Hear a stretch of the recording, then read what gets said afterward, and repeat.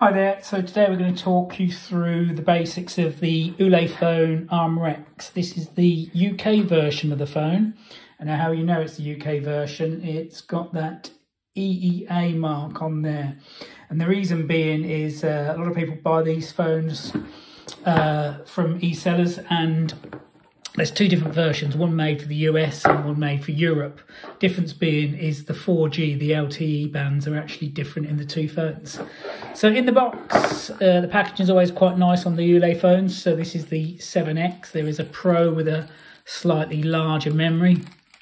So of course you've got the phone itself. You then got a removable pin to help you get the SIM card out, which is quite difficult.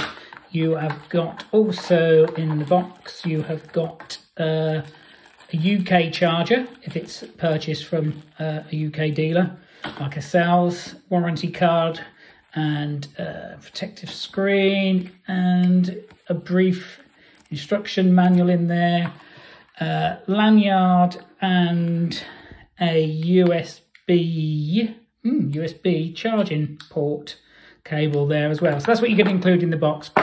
Pretty standard these days, as are the phones, to be honest. It's Android 10, so I don't know how you know much about Android, but Android used to get a lot of bloatware on the phones. These days, if it's from Android 9 upwards, they're not allowed to put bloatware onto handsets, so they're all pretty much the same.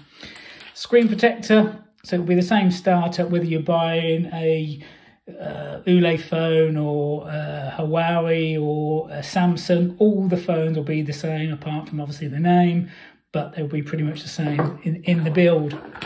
The phone itself, for the price, is pretty good spec. It feels good quality. All the Ulefone feel pretty good quality. It's IP68, so completely waterproof, submersible. It is a 5-inch screen. As you can see, it's a nice sharp screen. It's got a quad-core processor in there and 2 gig and 16 gig of ROM in there as well. Also does the face unlock, and it has got the fingerprint unlocking on the back as well for security. The rear camera is a 13 megapixel camera, and the facing one is a 5 megapixel camera, and it also has got NFC. I don't believe this phone supports Android Pay, but it's just the basic NFC. The battery in there is a 4,000 milliamp battery, so considering the weight of it, it's a fairly light phone. You will get a full day's use out of it unless you're absolutely hammering, you know, like the sat nav or something. So the phone feels, for the price as a budget phone, it is a good phone.